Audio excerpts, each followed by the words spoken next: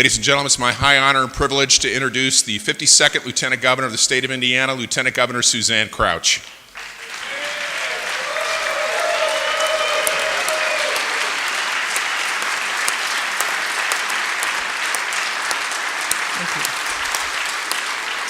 Pursuant to Section 13 of Article 5 of the Indiana Constitution, the Indiana General Assembly is convened for the purpose of hearing a message from the Governor. Ladies and gentlemen of the House and Senate, distinguished guests, I had the high honor of introducing our Governor, Eric Holcomb.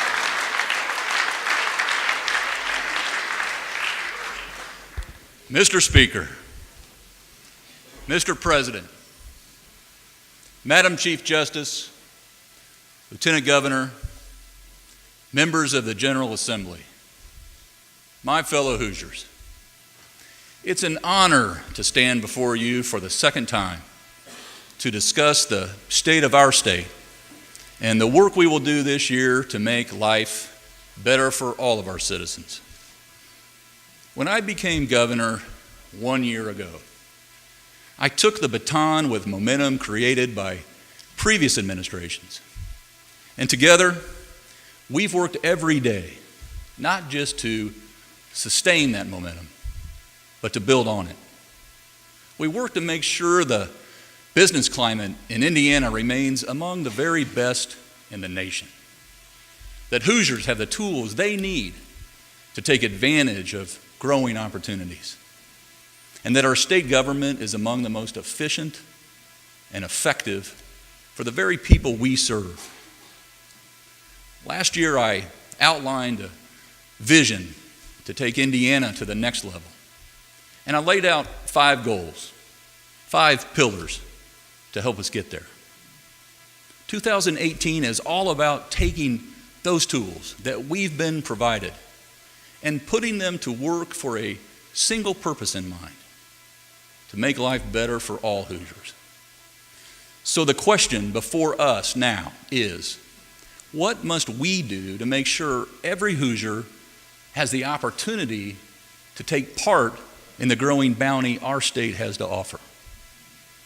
And that's why this year, my focus can be summed up in 3 words: people, people, people.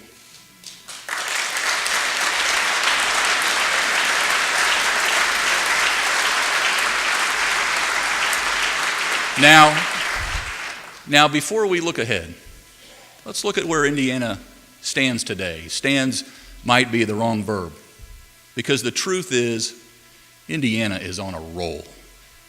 We continue to operate within an honestly balanced budget. We have a AAA credit rating and nearly $2 billion in our state's savings account.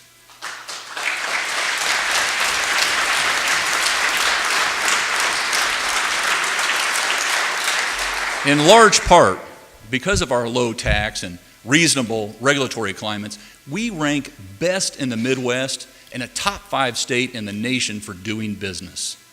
We're number 2 in the nation for cost of doing business and top 2 in the nation for our low cost of living. Yes, not only is Indiana's quality of life high, we're also more affordable than nearly anywhere else. What a time to be pursuing investment. Indiana offers the certainty, stability, and predictability that very few of our competitors can match. It's no coincidence that last year we set a record for the number of new job commitments. We beat the 2012 record and secured nearly 300 business commitments that will lead to the creation of over 30,000 new jobs throughout our entire state, border to border.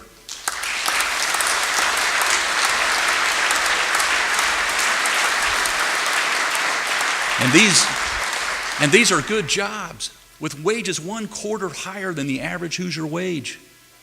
So I've challenged Secretary Jim Schellinger and President Elaine Beadle and the other good folks at the Indiana Economic Development Corporation to do it again this year, but I've upped the ante. How about 35,000 new job commitments in 2018?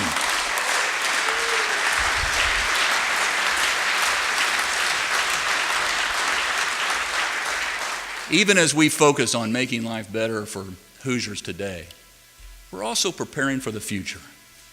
We have a fully funded infrastructure program that provides long-term certainty. Our Next Level Roads program provides nearly $6 billion in this biennium alone, includes significantly more resources to local communities all across the state, and will increase year after year after year, thanks to your efforts to convert plans to projects. Indiana's infrastructure is the envy of the nation. Thank you.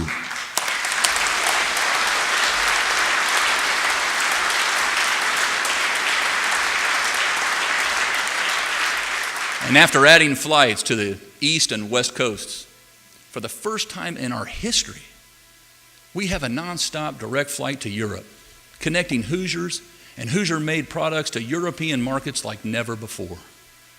But for all of our progress, we still have a long way to go. And I'm excited about the journey ahead.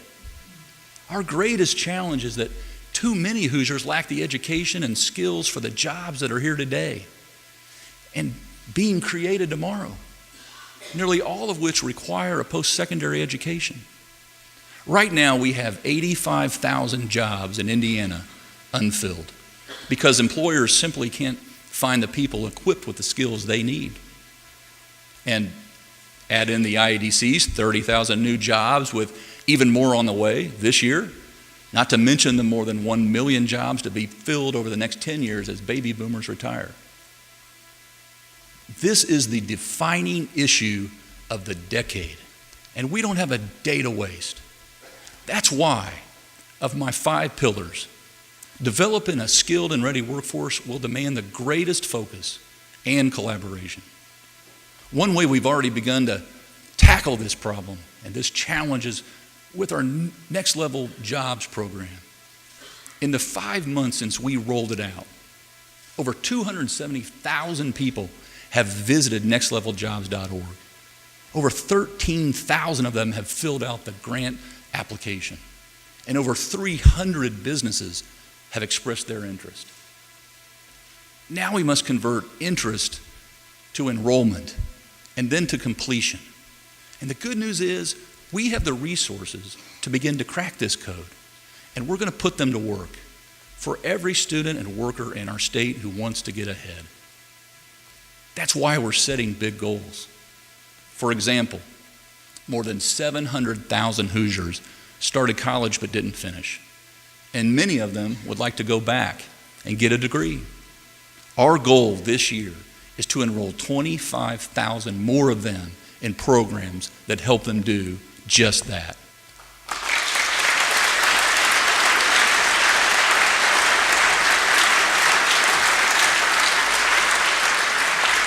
Another 475,000 Hoosiers don't have a high school diploma. Our goal this year is to help 30,000 of those adults obtain the education and the skills they need to get a better job.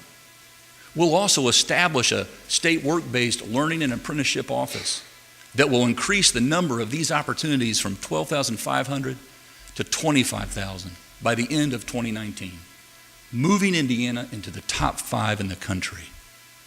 And on the employer side, by the end of this year, we'll engage 250 companies to train and hire employees through our employer training grant program. And we won't forget the 27,000 Hoosiers in our prison system. By 2020, we'll graduate at least 1,000 inmates annually in certificate programs that will lead to good jobs when they get out.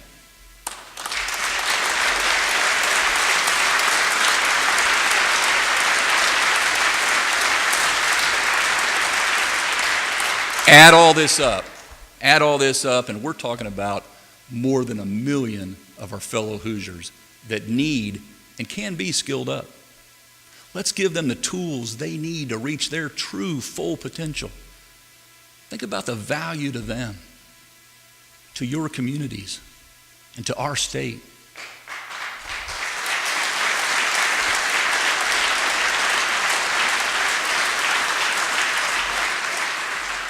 We also need to set our lens wide enough to include future generations. To do that, we must ensure that every Hoosier student receives an education infused with STEM subjects, critical thinking skills, and the intellectual curiosity that prepares them for lifelong learning. So when they graduate from high school, they have a ticket to their future success, be it going on to college or entering the workforce to realize a fulfilling career. To get these results, we'll commit to forming partnerships like never before. Over the next year, we'll use the newly created Education to Career Pathways Cabinet, led by Secretary Blair Milo, Superintendent Jennifer McCormick, Commissioner Teresa Lovers, DWD Commissioner Fred Payne, and OMB Director Micah Vincent, to set the framework to guide regions and communities. By next year, we must be armed with the framework to drive the legislative action that's required, including funding changes. But now, lawmakers, we need your support to position this cabinet for success, to ensure school-age Hoosiers are gaining the experiences and skills they need to thrive in our ever-changing global economy. This new approach will take the process away from compliance and regulation, and instead focus on local capacity building, empowering Hoosiers at the local level. Late last year, Indiana's State Board of Education took a crucial step by approving new graduation pathways for high school students beginning in 2019. And this year, we must advance a more relevant high school diploma so that every student graduates with a diploma that is their opportunity to advance to the next step along their path. Also this year, with your leadership, we'll enact legislation to require every Indiana K-12 school to offer computer science courses, and will pay for the teacher professional development they'll need to inspire their students. We'll also take better advantage of programs with proven results, such as the Jobs for America's Graduates Program, or JAG. Last month, I agreed to be the chairman of this terrific national program that helps at-risk students complete their high school diplomas. I'm committed to expanding JAG. It works. So as we evaluate programs over the next year, we'll maximize existing resources and work with the private sector to add 250 more programs all across Indiana within the next 5 years.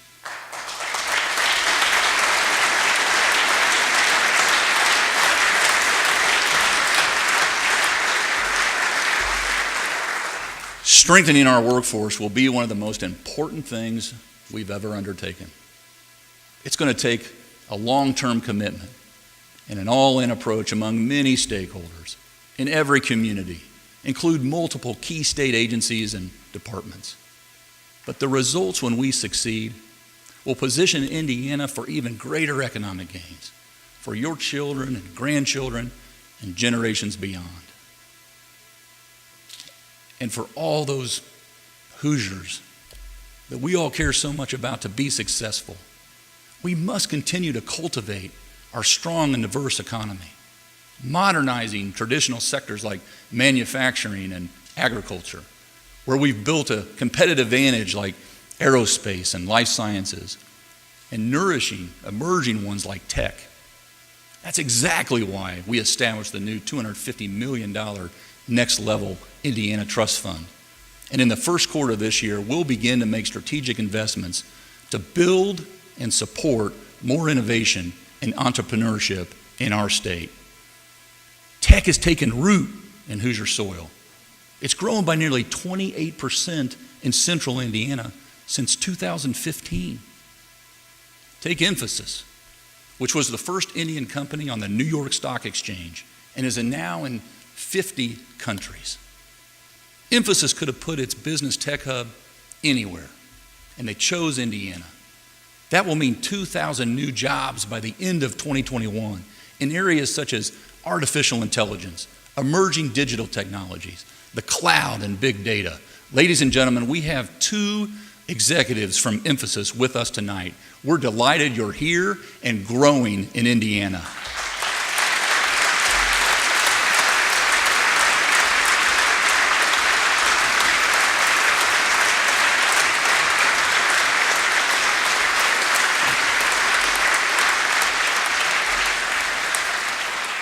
Emphasis is just one of the many examples. Salesforce, Aperio, Lessonly, and so many smaller companies have created a critical mass of talent, making Indiana one of the best places for tech in America.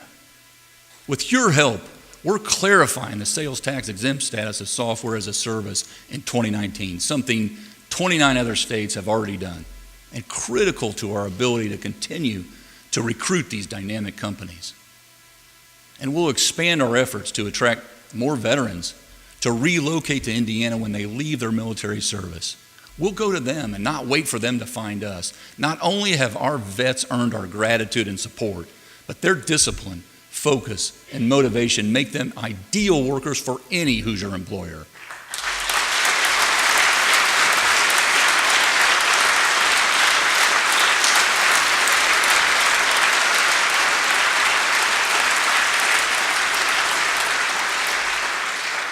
Keeping our economy humming requires that we continue to maintain and build up and out our infrastructure. Thanks to your leadership and the hard work of the great folks at NDOT, who will be smelling a lot of asphalt and concrete over this year, we're starting to see the benefits of our long-term roads and bridges plan. We'll open Section 5 of I-69 in August.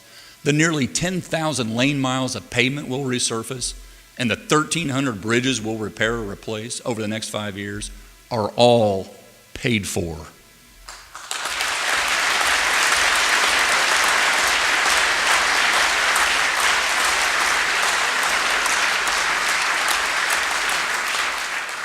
Of course, infrastructure is more than roads and bridges.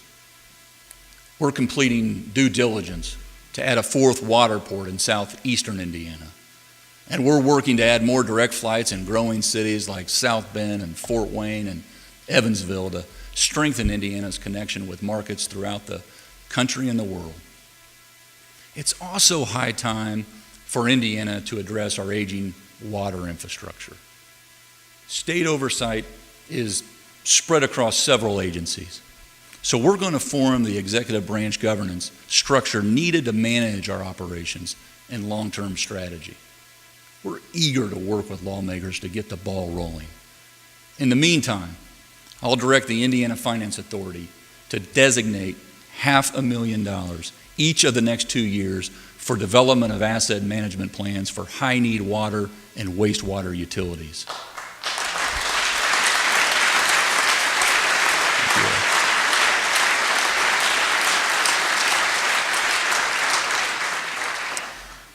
We must also strengthen a certain segment of our ailing human infrastructure.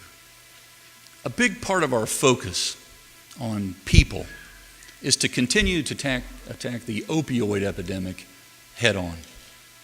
Under Jim McClellan's leadership, we're taking a balanced approach: treatment, prevention, and enforcement. Our efforts to integrate the technology needed to help physicians access the state's prescription drug monitoring system, known as INSPECT, are going even faster than we anticipated. In September, just one hospital was using the new system. Now more than half are on board and will be using the technology this year. So with your help, we're moving forward to require Indiana physicians to use INSPECT before ever issuing an opioid prescription.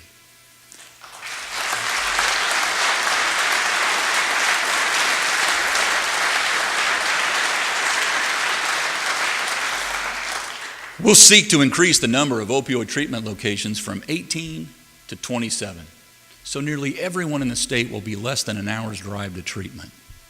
We'll engage and improve our reporting of drug overdose deaths so we know precisely the scale of the problem and can attract more funding to treat our citizens.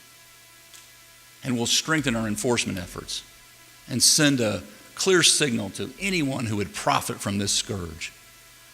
If you deal or manufacture illegal drugs that result in someone's death, you will be charged with our highest level felony and you will go to prison for a long, long time.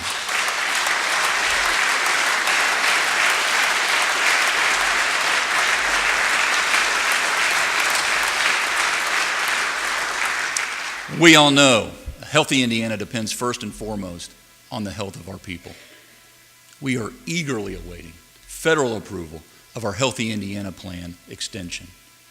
More than 400,000 Hoosiers are covered by this plan, which is improving behaviors and health outcomes.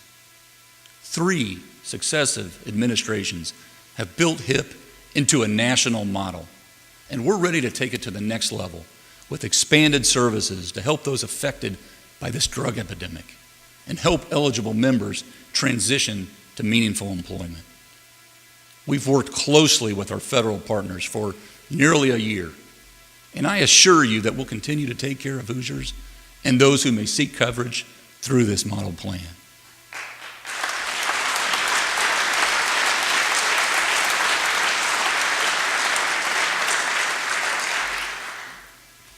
Of course, our people include our most vulnerable. Despite focused efforts, Indiana's infant mortality rate is unacceptable. Indiana regularly ranks among the worst states in the nation for infant mortality, lagging behind the national average and that of our Midwestern neighbors. 623 babies didn't live past the age of 1 in Indiana in 2016. 623. We can and we will save more of them.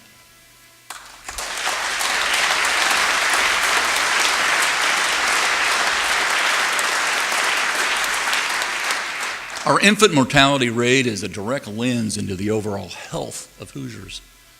So leading the charge will be our health commissioner, Dr. Chris Box, who has devoted her entire career to mothers and babies, and FSSA Secretary Dr. Jennifer Waffle, who to this day still works a shift at Riley Hospital for Children in addition to her day job.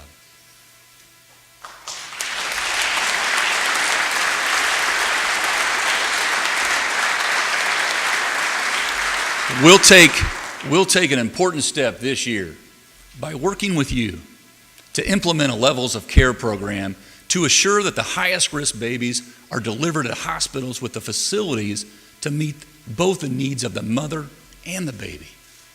But we must do more. So tonight I'm setting a goal to become the best state in the Midwest for infant mortality rates by 2024.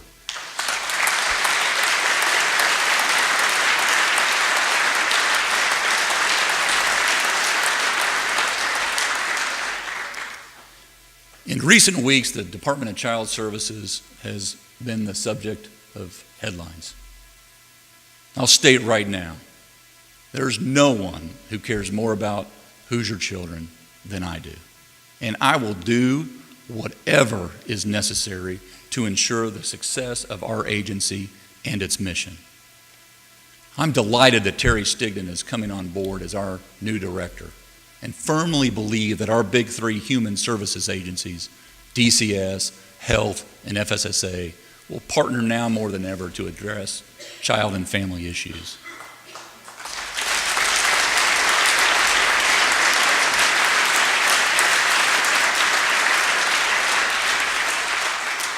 We've engaged outside experts to conduct a complete assessment of the safety and welfare of our children. We'll be transparent, and we'll provide you directly with progress reports. And let's not forget the thousands of caseworkers on the front lines who are engaged 24 hours a day, 7 days a week, many in the toughest of circumstances, doing all they can to protect the most vulnerable among us. We thank you all.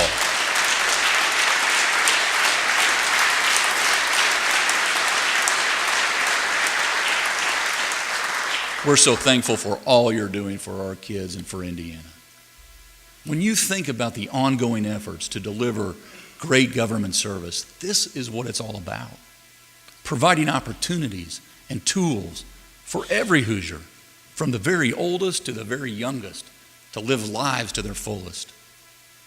I was reminded of that when I met with students from Cumberland Elementary School in West Lafayette who have spearheaded the push for several years to adopt the Say's firefly as our official state insect.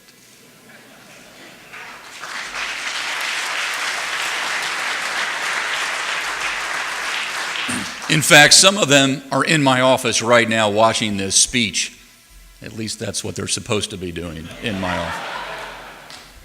For those who may not know, Thomas Say, a renowned entomologist, named the Say's firefly in 1826 while living in New Harmony.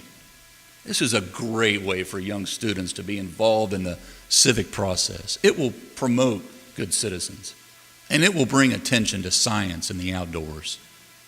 I've got their bug, and to encourage these great kids and their perseverance, I'm taking up their cause this year, and I ask you to join us.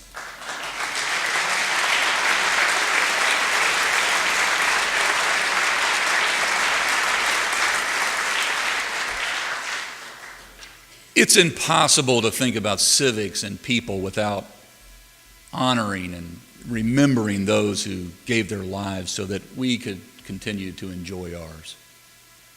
Up in the balcony, the chair next to Janet symbolizes those Hoosier heroes we lost this year. Please join me in a moment of silence as we remember them.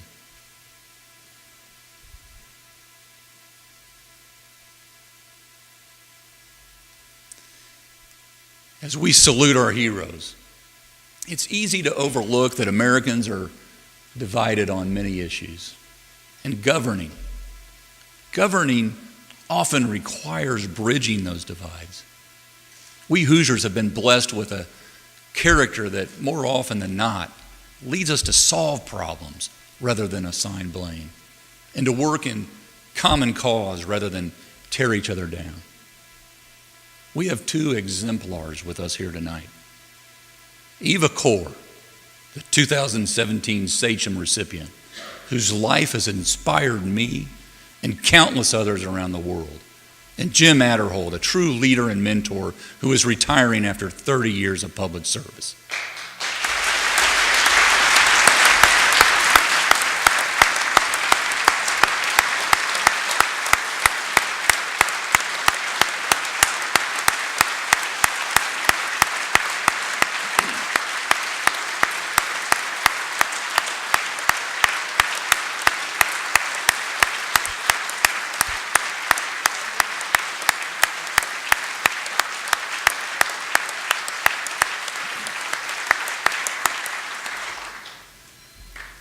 Both have made tremendous contributions to our state, and both have lived lives full of respect and civility.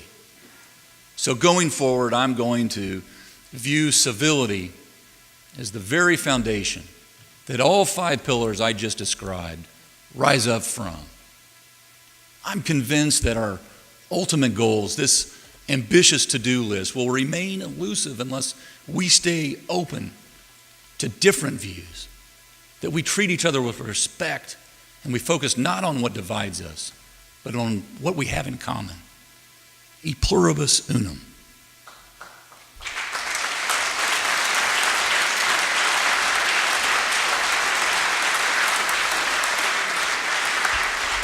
Colleagues, fellow Hoosiers, what a moment. It's a moment we've built toward, a moment full of potential. It's Indiana's time. We have an unprecedented opportunity to take Indiana to the next level, and along the way, help transform the lives of more Hoosier children, more Hoosier students and citizens than ever before. I don't know about you, but there's no place I'd rather be, and there's no one I'd rather share this journey with. God bless you all, and may God continue to bless our great state. Thank you very much.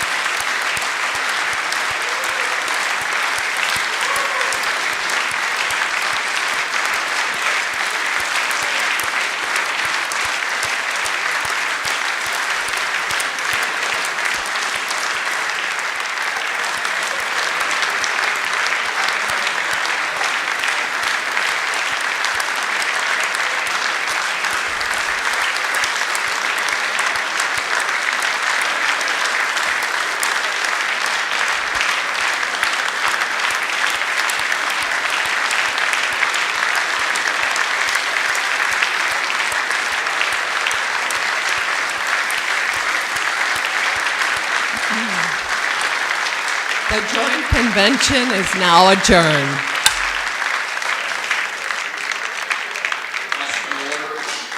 As Representative Lehman for a motion. Is there a second? All in favor indicate by voting aye. Those opposed, no. We are adjourned.